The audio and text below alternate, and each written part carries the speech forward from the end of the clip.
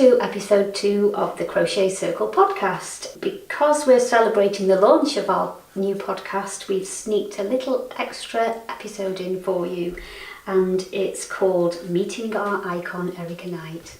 So what you're about to hear is a lovely interview stroke chat that we had with Erica. We were able to talk to her about sustainability, why Bear Grylls should really learn to crochet, and of course Erica's journey behind her new studio linen yarn. Enjoy! Welcome Erica Knight to the first ever interview for the Crochet Circle. Well, thank you guys, I am so excited to be here. We are a little bit giddy actually because we were discussing on the journey if we could have had a list of people that we would have wanted to interview first. You were most definitely at the top of it without sounding overly sycophantic. Lynn was comparing you to the Vivienne Westwood of the knitting and crochet world. Oh my gosh, well, Vivienne Westwood is just amazing. That any comparable would just be so exciting for me to be. I did want to print fabric for her, but that's the closest I've got. That's closer than most. For both of us, your ethics and the ethics of the Erica Knight brand fit very well with what it is that we believe in, so we are chuffed to bits to be here today. Mutual. Thank you. So how's everything been going recently? I'm here launching a new yarn, which I'm very excited about. It's been a long time in the gestation, but very dear to my heart, being a recycled yarn. And my ethos for my little brand is everything has to be fully traceable for me. I have to know where it comes from. I have to know all the ins and outs of it. I think it's important if I want my end user to love and enjoy processing, working with the process and the end product. It's important for me that she knows all about it. Absolutely, provenance is very important. Yeah. So you're currently launching that yarn, and it's recycled content. We've actually got it on the desk with us, and Lynn is having have a squish. Have a squish. It is beautiful. I'm sorry, listeners. We'll get this up on the show notes. The colours are just so complimentary and soft and lovely. I think with this, it's a recycled linen, so it's 85% from recycled fibre, which is very dear to my heart. I mean, even going back from the rag and bone days, if you like, where we naturally would recycle fabrics. You know, people came around on horse and carts and bring out your rags, and it would be recycled into, you know, fibre for the industry. Neps going into our tweed yarns. Do you know now this country has to import polyester neps? You know, what are we doing? So, you know, it's very dear to my heart, you know, that this is a natural wastage process that we can enhance and reuse again. And then, of course, you know, I'm passionate about Irish linen, or was passionate. We no longer have Irish linen. And I always use beautiful Irish linen in shirtings and these beautiful yarns, which sadly I can't get anymore. Sadly, they're, you know, long gone and the skills have gone. So this yarn is mixed with a 15% premium flax from Belgium. So it's just horses for courses for me, going where we can support things, what's left, you know, and this skill. So although this is spun in Italy, it's really like oranges. We're great protagonists of supporting the British manufacturing, but also I have been privileged in my life to learn my trade in Italy with some of the best couturiers, if you like, and some of the best spinners. So I find that they have enhanced this yarn for me. This linen just takes colour so beautifully. So you know, you can't see colour. You know, if we could only do colour and texture on the podcast, would be brilliant. But it's like coming home for me, and I feel this little collection, you know, I've done has been sort of, it feels me. Yeah, I would say it seems like a good reflection of you and your brand, and it's simple. Yeah. It's just keep it simple. To get things simple involves a lot of, like I'm sure everybody says, you know, it involves a lot of decision making. It's all what you reject that makes it better. So, you know, we're all after the perfect thing. But for me, it's natural.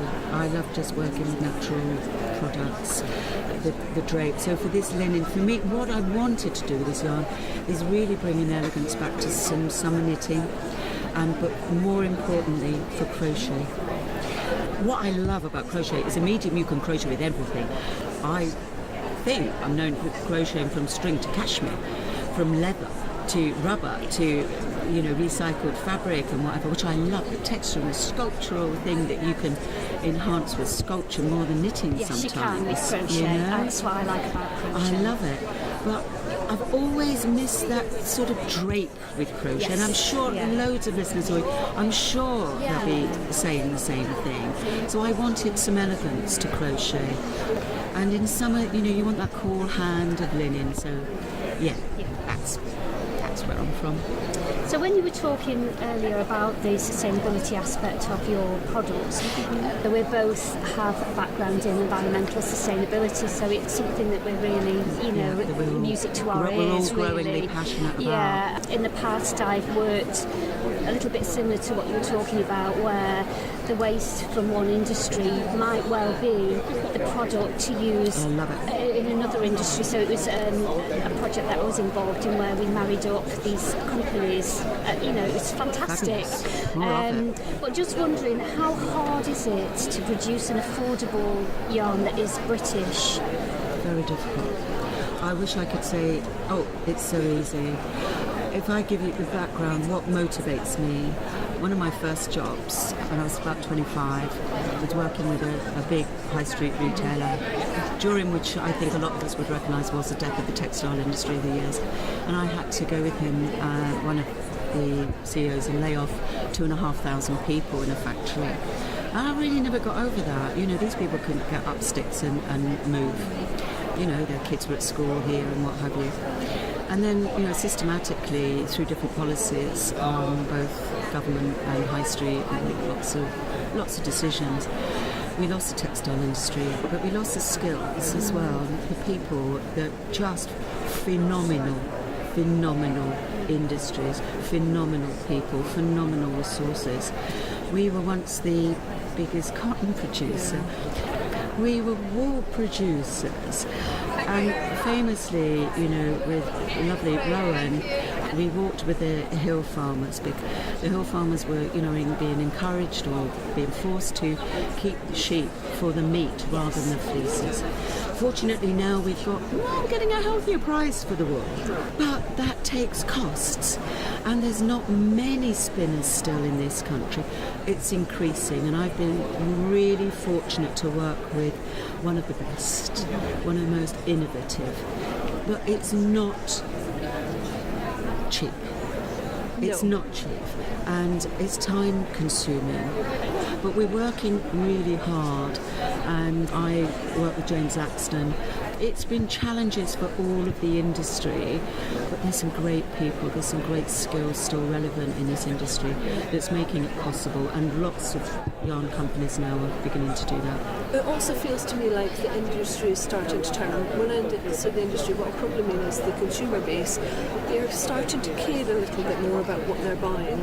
I was heartened to hear that actually there's been funding secured for a cotton mill to be open in Manchester. I know that's how exciting that we could actually get part of our cotton industry back. So it's going into a site of an existing old cotton mill. That is fantastic news. The commonality for us all is that we're all loving it and passionate and wanting to resurrect these things. For our small part, for me, obviously, British through and through since the Doomsday, but we all go to my village, we all are the same,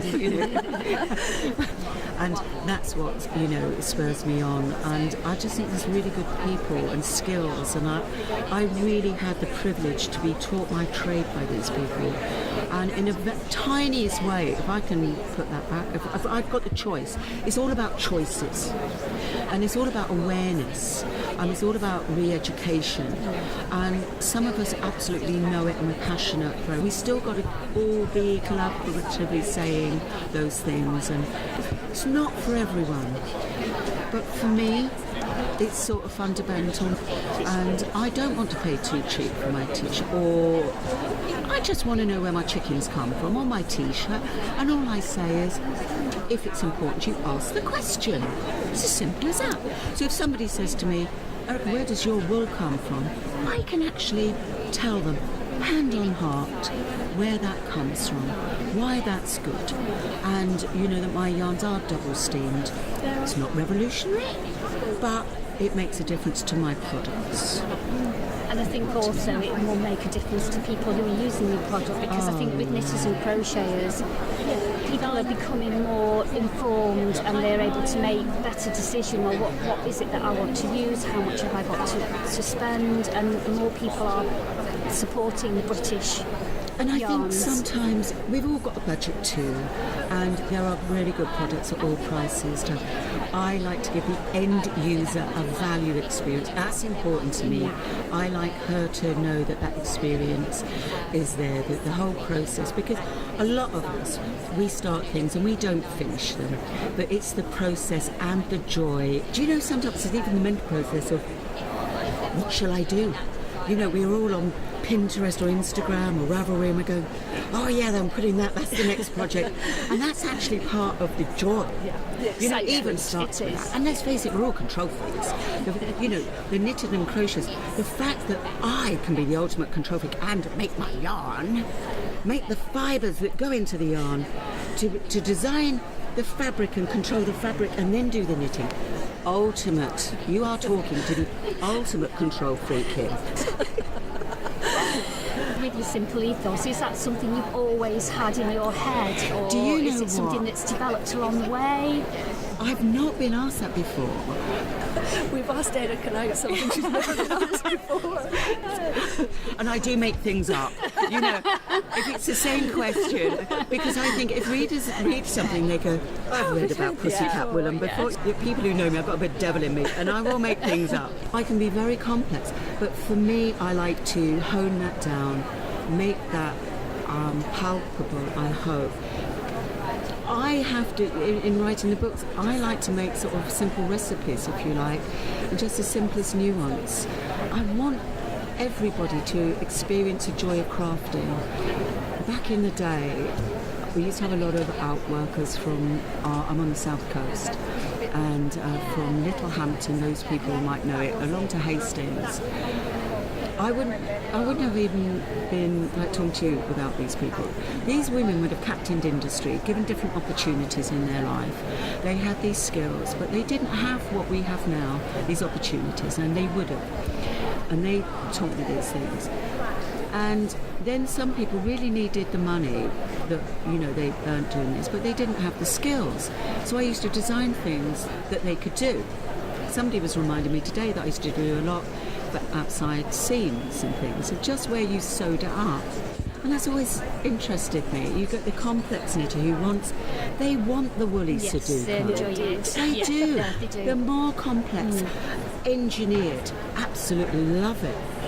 But then there's somebody who just wants to be encouraged to start something and finish it. So I like to create a journey of recipe, enjoy the yarn, the process, enjoy finishing it. I think the important thing I think is I've just said I'm really complex and probably not really simple. to make something simple, Yeah, it has to It's start a from very complexity. complex But I thing. think that's the key. If you can take something that's complex and then distill it down into something Distill it. simple that Yeah. somebody can then read the instructions line by line and Yeah. then create that complexity, then that's in itself is a simple... I like the fact that they might find a project that they hope, oh yeah, I'll make that. Then they'll look at it and go, do you know what? I could do that in a different way. I could embellish that. For example, I always do fashioning inside the edge like we do, because lots of people don't like finishing. Me, I mean, I love doing the finishing, but I do it integrally. But most of the designs in this collection are really short row shaping to give smoother edges, and 3 needle cast-offs to give nuances of detail. That's all. It's, you know, little vents, but to me it's about the shape of a garment and wearing it, so you feel comfortable in that. But we've all got different stances in what we make, and that's what makes this whole industry so rich, and there's room for everybody, and I love that. You know. One of the collaborations that we have quite a few, this one I particularly like because to me it's a good stamp of Britishness, is John Lewis partnership. Yeah. That's a really nice collaboration that you Yeah. have. I've already stated a kind of in my colours. I'm an Erica Knight fan. I'm also a John Lewis fan, so when I can walk into John Lewis and see your yarns and really beautifully laid out patterns that inspire me to want to buy them, inspire me to want to knit and crochet them, that makes me happy. But I'm so intrigued to know how that came about with John Lewis. Well, to their credit, they invited us, so that was lovely. Yeah. And a bit like you, and I'm a great advocate for the high street. As I said, and other guys have been in ready to wear for a long time, and I think they really try very hard. And I love the ethos of partnerships, and what can I say? They've given us sort of fairly free rein. It's difficult working a craft into commercial terms, but it's a very nice partnership for us, a collaboration that's interested us, and it's very popular. And we're able to use British manufacturing, which they support. There are challenges, but design is all about challenges. As you say, keeping it simple, keeping it cost effective for everybody. It's lovely if I'm just on my own and doing it for my own thing and putting it out there on my own. But what is important to me is making it commercial. So I love the fact that my things have got like a different sort of reach in commercial terms. It's very proud. And we've tried some pretty out there colours for them. We've done really acid yellow. Yeah. And they love it, and it's sold really well. So watch your space. There's much more to come from that avenue. So Will the new range, the studio linen, be available in John Lewis? We hope so. It's all it's brand new. We're just launching today. So they're two different entities. What we do with them, and so we hope we're offering different things in a way. Yeah, they're very different. And I love collaboration. So I'm very interested in what you girls are doing. Let's do more collabs with mixing people up, mashups. I think could be really cool in this industry. You bring different people, you all have a different perspective on things, and then when you bring things together, it's like Faye and I, this time a couple of years ago, we'd never met, and then you meet, it's like, we could do this, let's do that, and it's it just soulful. goes on and on. It feels right. It does.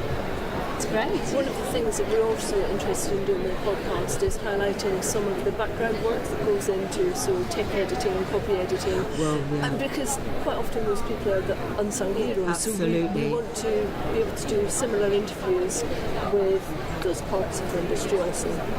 Fabulous idea. Absolutely fabulous idea. Obviously, we're probably talking to maybe the converted, but there is a lot of people who don't know all the processes that go into a pattern. And it's very easy for people to say, there's a mistake on, it's crucial when you're late at night and you want to get that project finished, and it should have been a K8 when it was a P8. I really understand that, and that's very annoying.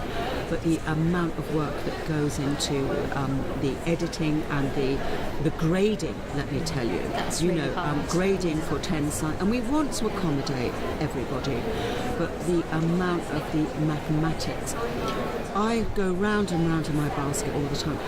Although I have a lot of books out there, my output is very low because of these things. I have a fabulous girl work with me, Sally Lee, and she is unsung. And if she listens to this, she will go bright red from the tip of her toes to the tip of her hair. She comes out with me a lot, and I couldn't do it without her. We've got a language of patterns between us that sometimes when people rewrite the patterns, I can't read them back to myself. I like putting in row counts, I like putting in stitch counts at the end, but sometimes books and the way they're edited, they have a page count and they take that out. And I get a bit frustrated. I find that really hard because I've had patterns that I've sent off, and then someone will email me and say, I think there's a mistake, and then when you look at it, it's been redone. I learned to my cost very early on. There was a book that I did with another designer. I didn't know. I honestly have come into this business through sheer Mickey Mouse ignorance and enthusiasm. And I'm sure a lot of people just do the same. And we were commissioned to do a book back in the day where we had big advances, people. I didn't know there were different styles of how you do patterns. All the money went into changing all the style the day before it had to go to print. There's not just one style out there, there's lots of styles. Actually, you alluded to it about reading patterns. No one reads patterns. We all are guilty of it. No one stands tension squares. No one reads patterns. We all go, what needle size? Right, I'm ready to go. They always say, I'm always on that tension. I always think, no, you don't, because there's lots of designers and they all have their own tensions. They all have their own style. So the process from getting from A to Z is a very long, complicated process, and I think absolutely in agreement with you, we should honour the processes, because from concept, from the spec drawing, putting everything down, and I've come from hand knitting through to the industry, learnt my craft in Italy from a couturier. We were couturier knitters. I was taught by a guy who was taught from Chanel. I mean, you know, I spent all my time going, screaming, you know. I think you're right on the money. And certainly crochet, where now people are demanding much more of the diagrams, because we've got different languages and people have different nationalities, have different ways how they work their patterns.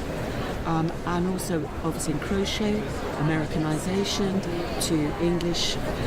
I am so excited at that question or that statement. Fantastic. I'm on it, girls. Yeah. The podcast is called The Crochet Circle, and it's a podcast for crocheters with a little bit of knitting on the side. You know, knitting is not a dirty word. Do you The have dark side, it's often called. The Yes. dark side. Do you have anything coming up that's more crochet content? Yes, I do. This new yarn I brought out, I wanted something a bit more elegant, if you like, more drape. Yeah. For the industry. I love colourful crochet. I love that. But also as is the Gemini in me again, and the complex in it versus a simple fight. I love the simplicity. I love it really, really fine crochet, and I love really fat, overblown crochet, and I smush things together. It's a new technical term, smushing, but we all get there. You know. We know exactly what you mean. You're squishing. Well, it's slightly more Scottish version. So I wanted to have a bit more, drape. I want to see what that does with crochet. We're doing a lot more crochet. I like putting lots of ends together and seeing what that will do, or thick things, and I just the myriad of stitches that you can make up. It's a chain. For God's sake, how simple is that? And the variety. I'm always amazed by what people, and the Aragurumi, the artists that you get in it. So global, and embracing everybody's nationalities of what they do with crochet. Of the Spanish. I mean, I didn't know I could sell a crochet book. Mine, my first book was literally, 101 Ways with DC. I've really learnt on the job, really. And it sells in Spain. I think crochet is quite widely spread, as much as knitting is, but crochet, especially in America, crochet is absolutely huge. The traditions of the Afghan, blankets and stuff. Interesting. And you see the most exquisite, which I could never, ever hope to have achieved in my lifetime. And there they all are. Yay crochet is what I said. We were talking on the way too about Yarn Shop Day, Erica, because you're an ambassador for Yarn Shop Day. It's a day that Sarah Neal founded, Yarn Shop Day. Yes, April the 30th this year. So what will you be doing on Yarn Shop Day? Well, this year I'm going to be with a company new to us, a shop new to us called Spotted Sheep in Leighton Buzzard. And they were very excited about our new yarn, and I just thought, you know what?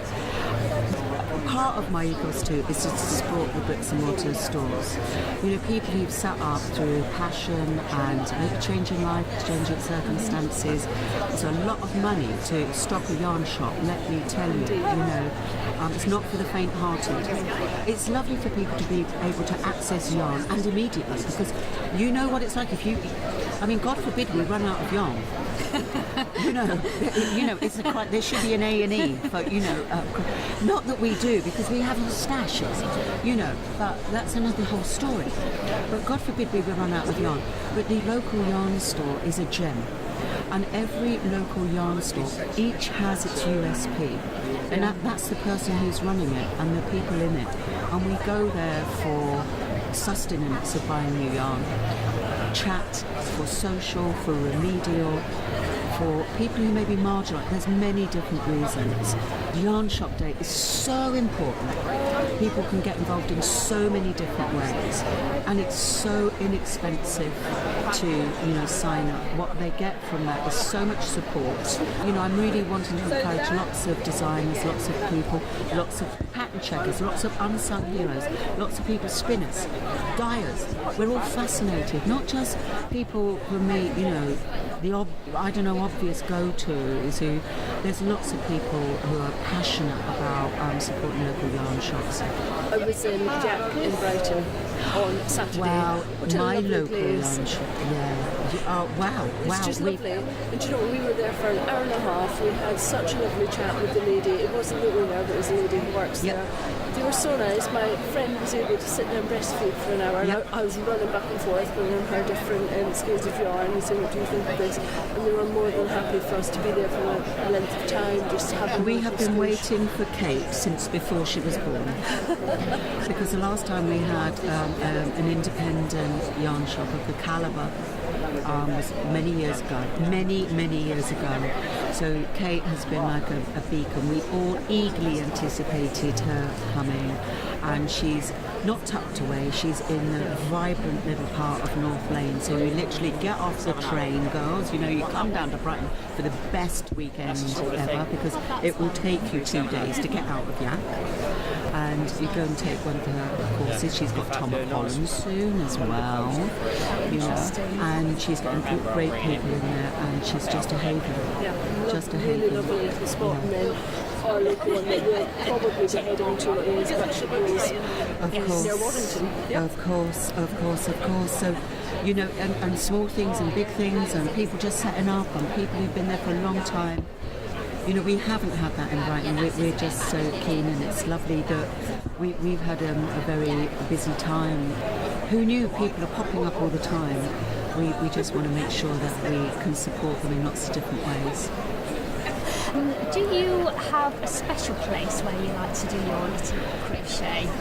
I sit in a little chair that's my chair in the lounge, and if anybody else is sat in it when it's crochet time, I'm like, come on now, can you just move off the chair, please? I'm coming round yours, I think. It's my chair. I think it's all round yours. I have to say, I travel a lot. I travel less than I used to, but I think the only real quiet time I have is on trains. There's a lovely girl in this industry called Sabrina Gushwanda. She wrote a book many years ago called Knit Knit, a very seminal book about people a bit more, and especially embracing crochet people who use it more sculpturally. And she said to me, where are you, where's your studio? And I said, probably either Waterloo Station or King's Cross. So she did this mad picture of me literally running, because I'm usually running for a train with all yarns from that. But in truth, probably on trains.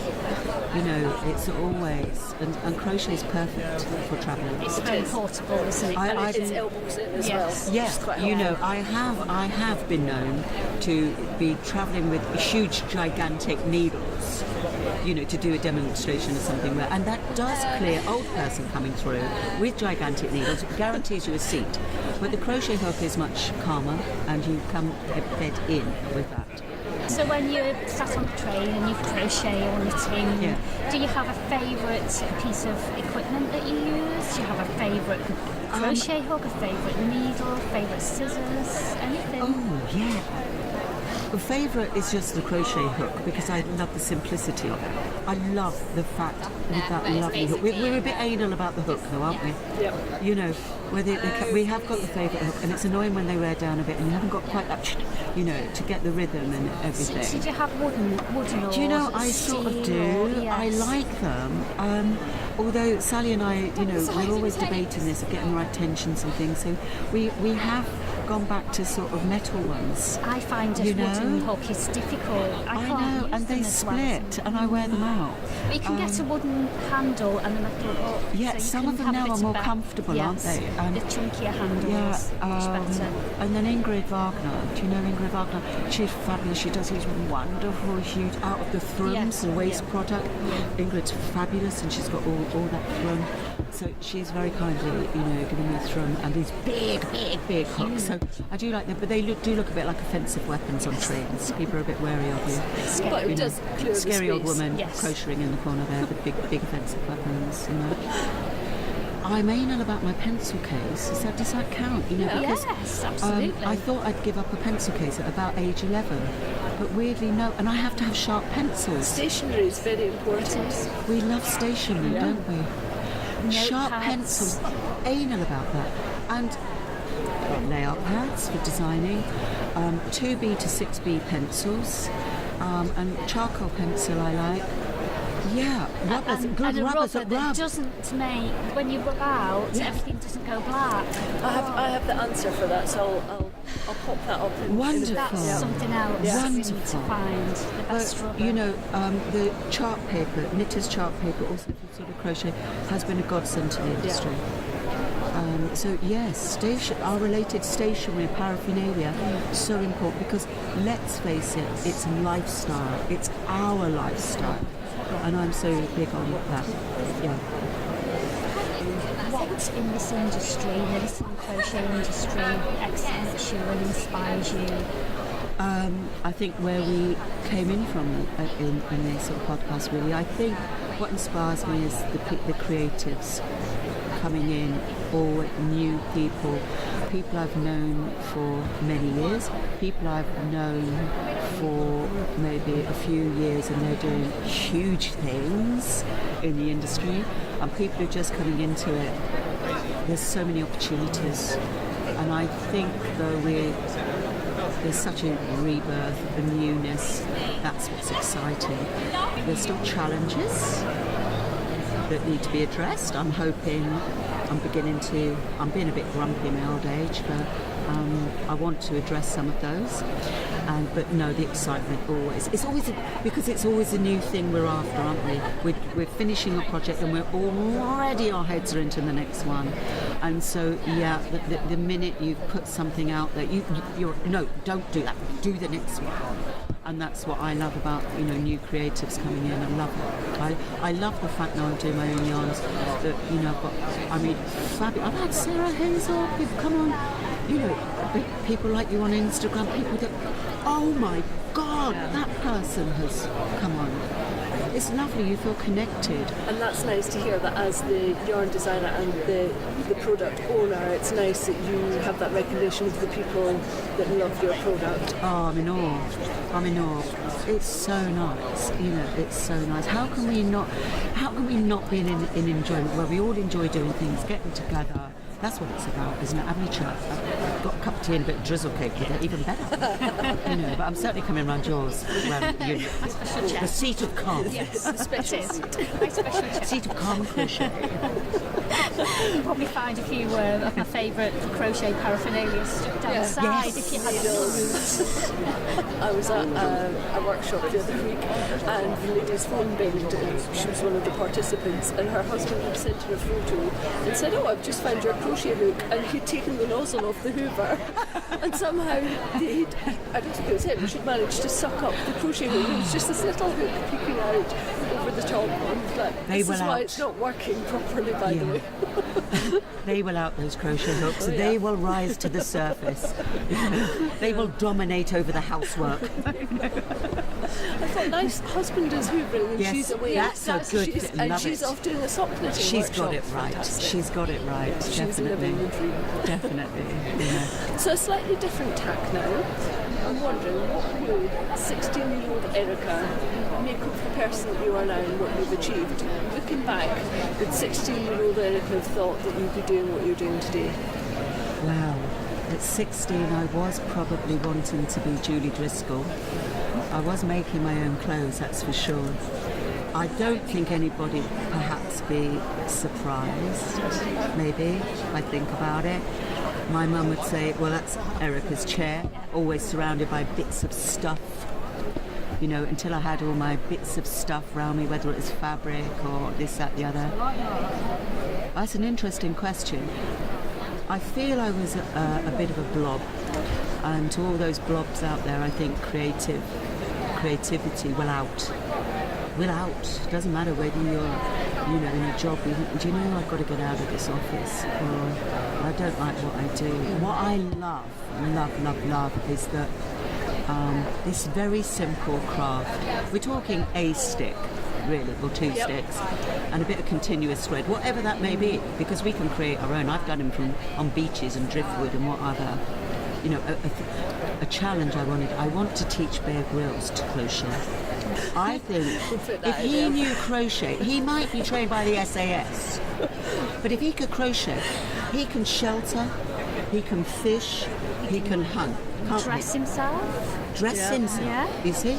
Nurture, you know? That might be our first Instagram feed. Erica Yeah. Knight encourages Bear Grylls to learn how to crochet. I think, don't you? But the fact is, it doesn't matter whether you're marginalised in society or newly divorced, newly bereaved, you just hate your job. The fact now, with this very low-tech craft, coupled with a very high-tech global presence, you can change your life. I know that sounds very grandiose, but it's there. Yeah. It's really simple. You can do it from your back room. You can do it from your cosy chair. You can do. That's so liberating. That's so fantastic to me. That and you've got a business on Instagram or Craftsy or Etsy or Ravelry, Facebook. You know, There's it's some really interesting groups out there. wonderful. That's what's changed in this industry, and long may that happen, and long may those people then become the new enterprises, the new industries in this industry in the next 20, 30 years, and move this industry that very often is seen as a bit unprofessional, a bit amateur, to a big C. That's my mission, the big C. There's some kick-ass women around. Something that I'm quite passionate about with stashes. From a couple of balls to a Westminster size team, how big is Erica Knight's stash? More than most of us we'd care to admit to. But recently, now I feel very smug about this because mine's a bit curated. Oh. Because I've got my workshop ones. Yes, I've got a colour-coded stash, which I love. That's your workshop stash. You're alluding to My another personal stash. Now again, I've got a basket, but it's all whites, all textures, from cotton to suede to alpacas, of texture whites, and then I've got another stash of colour. I'm smug because they're curated and I'm enjoying them now much more. Yeah. The guilt is dissipating.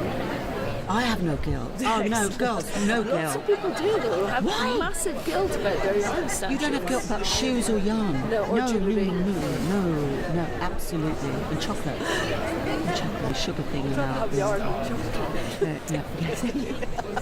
I was talking to Faye on the way, and I was saying about yarn stash. In no other area of my life do I go out and buy things that I just leave in a box for maybe 4 or 5 years before I actually use it. But it's just so different with yarn. I keep colour. I've always worked with colour, and I've got bits like this, and I know where it comes from. So you're saying to me about being with 16-year-old self. It was the 6-year-old self, which is even weirder.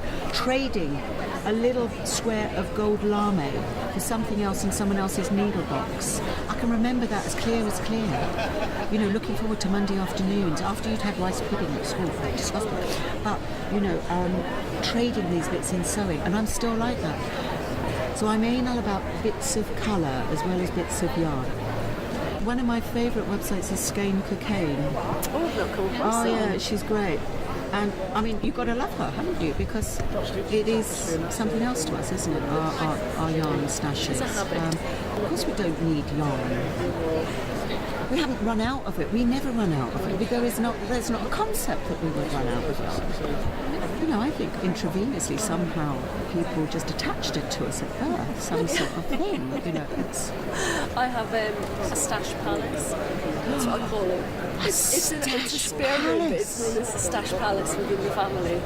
And I love going in there and just, it smells of my stash. And I know when I've been in there because I smell of my stash, and it's lovely and sheepy. I love that concept. And it's beautiful, everything's in crates. And it's like walking into an inspiration bubble. Occasionally I buy a little bit more if I have a smidge of guilt, but then I walk into the stash palace and think, no, it's you're my inspiration. It was required in that corner. Yeah, it brightened it up for sure. I was at Shetland, it was many years ago. I mean, it's a much more exciting and wonderful place now.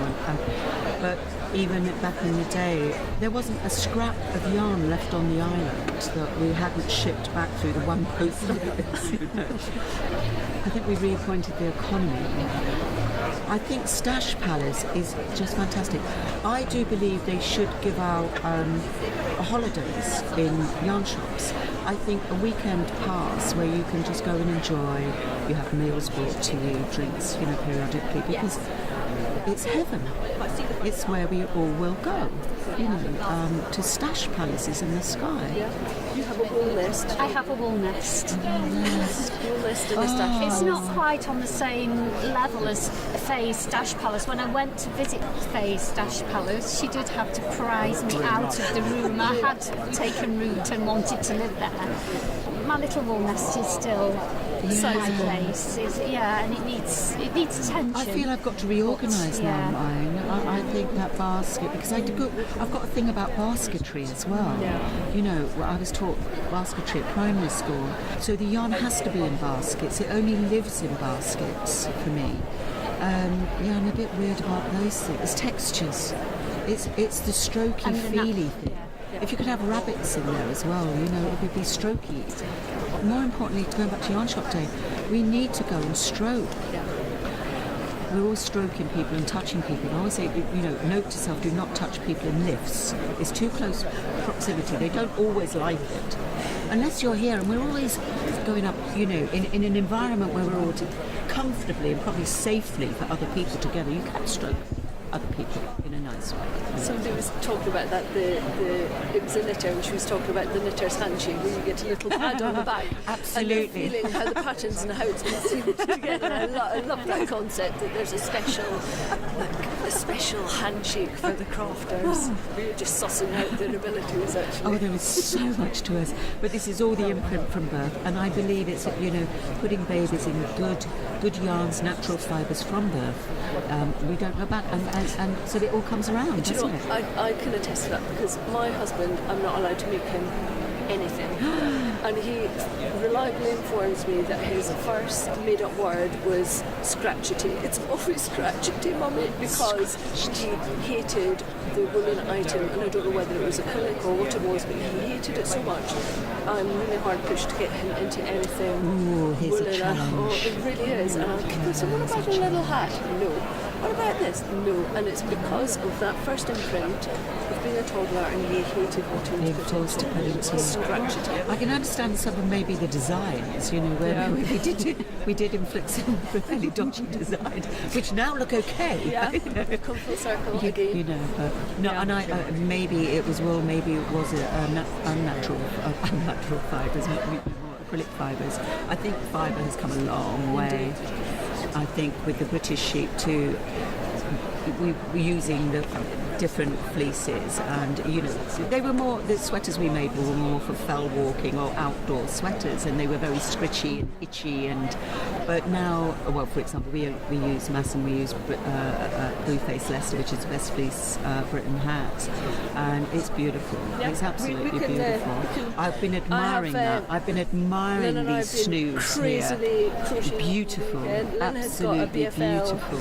Kowloon, and I have in my favourite colours. I have that called teal, a nice gem, and you have my colour to you. Yeah, very It's similar to you. very lovely around my And neck. they're just beautiful pieces. really Just warm. beautiful Got some pieces. little vintage buttons. This that is I found ode to the last night. snood. Yeah. Do you know the snood is just the best accessory, isn't it? Just the best accessory.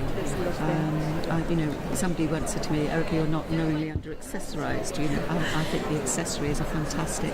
Long may it last as It a is. good product. Part of the podcast, we're going to have a whip wall. Ooh. So currently Lynn is reading on the whip wall and she has 19 works in progress. I have 5. I have a mere 5. How many do you think you might have? Are you going to be at the top of our whip wall? I think actually because it's your 5 a day. I've always got one that I have to do for work. Because people always say to me, you know what you're doing hobby, because work sort of gets in the way in a way from all the other things you want to be doing, all other people's stuff you want to be doing. There's something for a gift for a friend. You've got something obviously for charity that you're doing. So that's your 3. So it's something for me for work, something for a friend, something for charity, a woolly Sudoku. You've got to have a problem-solving one. And then you've got to have something easy for your TV knitting for your favourite box set and your bottle of Merlot. 5 a day is healthy. I would say it's always in excess of 10. I probably won't admit Do you to think you're that. pitching over 19 or should we keep Lynn I at the think top of the whip wall? no, I think 19. You've probably got it, girl. But I've got 3 with me. I've got to get them done by the time I hit London. I should have finished one, but I found some lovely ribbons, so I can finish that on the train going home. You come to go to knit group and I'm thinking, I What should have you different do? things that I take to different groups as well, but then I just need to get sorted. I might, frog some. I need to just have a really good sort out and get myself in you a can always more add manageable. one on, can't you? Because there's always one you think, I'm going to unwind that one. Yes. I cannot. I don't know about anybody else. If I know I've gone wrong somewhere, I've got to unpick it.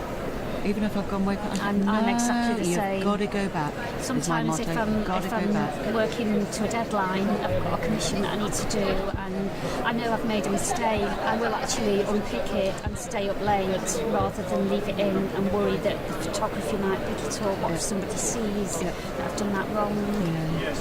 Yeah. My Sally would always say, oh, that's a huge throw we're doing. Let's just do the corner of that, just because that's all you show in photography. She'll moan very tersely at me, and I think, no, because we might not use that corner. It will show. I'm anal about all the finishing. I'm just anal about it. I have to, but even that, I will unpick it on the day. As you say, I will stay up all night. Still, I'm getting too old for staying up all night, but it has to be done. We're perfectionists. I'm coming round yours, that's You're for sure. very welcome, Erica. The Stash Palace. Oh my God. We're just off the M6, so if you're Wonderful. just outside Crewe, so if you ever get stuck in Crewe, you just give us a No, call. it's Get the destination. vehicle. This is now destination. I'm bringing 24 Americans. Well, I'm just setting up a office as well, so I could probably fit 24 Americans in my new office space. It'd be great. These are new holiday destinations. Yeah. Yes. This is what we want. Welcome to Crewe, people. Yeah. Remains to say thank you so much. Thank you, It's been an Erica. absolute pleasure to I feel as to I've have come this time home. with It's you. lovely. So a joy, absolute joy. Yay, crochet. Really hope you enjoyed the Erica and I interview. We had a lot of fun recording it with her. As we've said many times, she is just lovely. So we have 2 skeins of studio linen that Erica has kindly given us for a competition prize. We have a 50-gram skein of milk, which is a really nice, well, as it says, It's very milky. creamy milky shade. And we have a 50-gram skein of flutter, which is sort of a light browny. I'd call that sludge. It's one of my favourite colours. It's really Sludge. lovely. It's a really nice shade, and together they go really well. So Yeah. I'm sure you'll be able to create something really nice with those. The second competition prize that Erica has kindly given to us is her signed copy of her Simple Colour Knitting book, which is her latest book. It's a How to Knit with Colour workshop, and there's 20 projects in there, and it's suitable for knitters of all abilities. So Erica will guide you through the techniques from working with two colours, working with intarsia, how to read graphs and things like that. So yeah, it's an absolutely fantastic book. It's beautiful. a really nice prize, so good luck with that. So, something for crocheters and knitters. And this is how you are in with the chance for winning either of those two prizes. There will be two separate threads. We have started a group on Ravelry called the Crochet Circle Podcast. If you join that group, you will then see that there will be a thread which is Erica Knight's Studio Linen giveaway, and there will be a thread which will be called Erica Knight Simple Colour Knitting giveaway. You can enter to both, and the requirements will be clearly stated within that Ravelry thread. But basically we will ask you to answer a couple of questions. It's only one entrant per person. If you do duplicate entries, then they will be deleted, I'm afraid, and we're going to be quite harsh on that one because we want everybody to have a fair go at it. And we're also going to open this up worldwide, because although I only started the Ravelry group last night, we seem to have lots of followers already, and lots of you are from America. Woo! So yeah, it might be that we're posting stuff all over the world, Fantastic. which is fantastic to think that we might have lots of listeners, potential listeners already from all over the place. And I saw there was somebody from Canada in there as well. All the details are on the Ravelry group, which again is the Crochet Circle Podcast. Please join up and be in with the chance for winning one of those two prizes. Good luck. And just to finish off, I really hope you enjoyed the Erica Knight interview. We'll see you next time for episode 3. First Friday of every month is when you will receive your next instalment of the Crochet Circle Podcast. Thank you.